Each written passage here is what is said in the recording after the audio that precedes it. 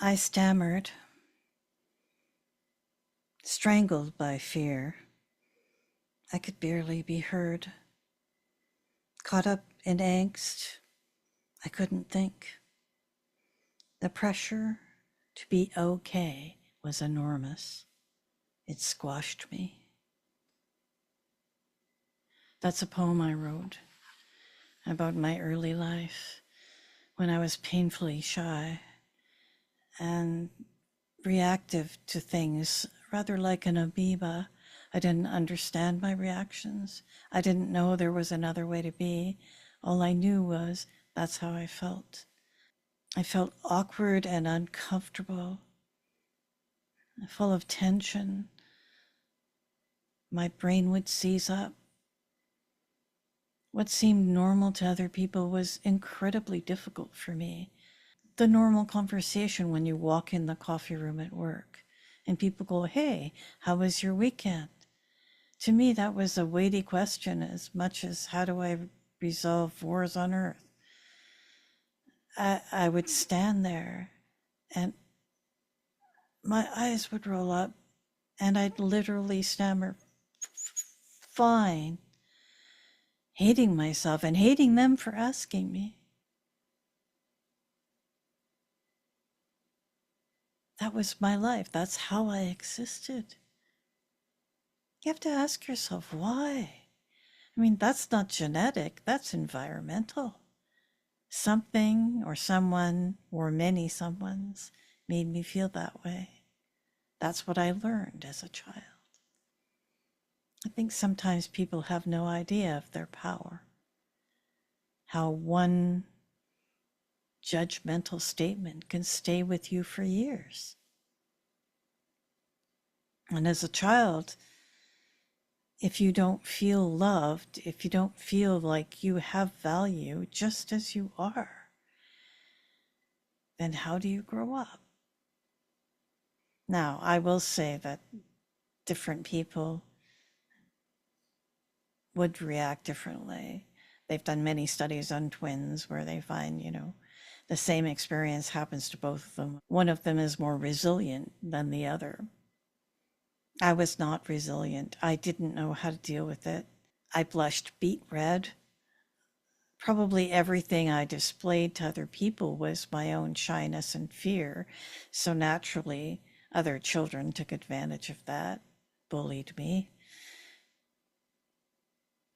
I didn't have any armor. Every blow was felt by me to my very soul. It took a long time for me to get to the place where I understood I did have value. And I can't say it was any one thing. It was certainly a process. Doing The Artist's Way by Julia Cameron was certainly a part of my growth. And it was, when I think back to it, it's a very interesting thing because when my friend proposed that we do this, I kind of, said, okay, yeah, let's do that. But internally, I said to myself, I don't really need this. I'm pretty evolved. And then as I started to work through the book, I found that wasn't true at all. And I think it was around chapter 8 where I entered what you might call, and I think she called, the dark night of the soul. When I looked back and saw how much time I had wasted and how hurt and how limited I had been by my experiences and my inability to see beyond my fear and do some of the things that I dreamt of doing. You have to forgive yourself for that, and that's tough. Regrets, we all have them. And it's difficult not to look back and say, I wasted 3 years on a relationship that went nowhere. I never took up watercolor, even though it was recommended to me by more than one person. Whatever it is, just never followed through because of fear, because of life didn't allow you to. There's many, many reasons. I don't stammer anymore. I don't feel that reluctance to engage anymore. Yet still, I'm very much a person that enjoys being alone. Still, when I go out into the world, and certainly right now when I'm talking to you, I'm sharing myself as authentically as I can, uh, with all my meandering thoughts. So, what is the point of this conversation? I think it's to say, if I can go from that terrified, stumbling, stammering person to the person I am today, then you can too, if that's something you wish to do. It's a process. It will take time, baby steps.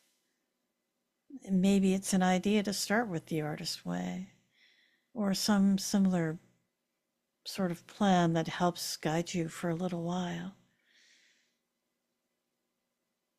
But you've got it. You can do it.